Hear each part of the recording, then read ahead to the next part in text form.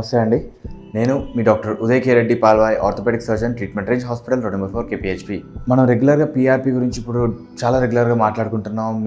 అందరూ ఎంతో కొంత నాలెడ్జ్ వచ్చింది, తెలుసుకుంటున్నారు, అది మంచిది. అయితే ఇప్పుడు ఏంటంటే నెక్స్ట్ ఏంటి అనే క్వశ్చన్స్ చాలామంది అడుగుతున్నారు. అంటే సపోజ్ నాకు పీఆర్పీ హెల్ప్ అవ్వలేదు, నాకు పీఆర్పీ సరిపోలేదు. రేర్గా 100లో 5% మంది ఈ కంప్లైంట్స్తో వస్తూ ఉంటారు. రేర్గా ఆ రేర్ 5%కి కూడా దేర్ ఆర్ సొల్యూషన్స్. సర్జరీ మాత్రమే సొల్యూషన్ కాదు, సర్జరీ కాకుండా, సర్జరీ కన్నా ముందు చాలా రకాల సొల్యూషన్స్ ఉన్నాయి. వాటిల్లో ఒకటి పీఆర్పీ, మనకి తెలుసు. Then GFC, growth factor concentrate, అది ఒకటి. Then BMAC, bone marrow aspirate concentrate.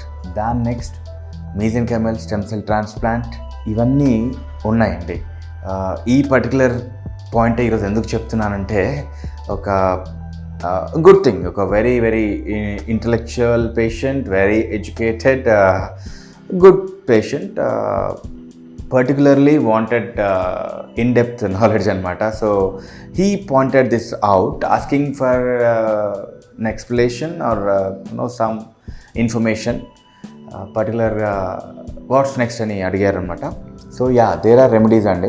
Usually ఈ స్టేజ్ వైజ్గా వెళ్ళినట్టయితే we can avoid surgery, that is for sure. కొన్ని స్టేజెస్లో, స్టేజ్ 4లో అడ్వాన్స్ ఆర్థరైటిస్లో డిఫార్మిటీస్ ఉండి అలా స్టేజ్ 4 అరుగుదల మోకాలు ఉన్న వాళ్ళలో మాత్రం మనం టీకేఆర్కి వెళ్ళాల్సి వస్తుంది.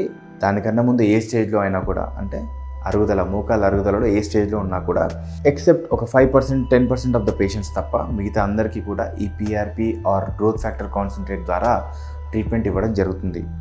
ఈ పీఆర్పీ అయినా గ్రోత్ ఫ్యాక్టర్ కాన్సన్ట్రేట్ అయినా కూడా ఏది కూడా అడ్మిషన్ అవసరం లేకుండా 1-2 గంటల్లో చేసే చాలా సులభమైన ప్రొసీజర్. ఖర్చు పెద్దగా ఉండదు, అడ్మిషన్ ఉండదు, టెస్టులు పెద్దగా ఉండవు, సైడ్ ఎఫెక్ట్స్ అసలు ఉండవు.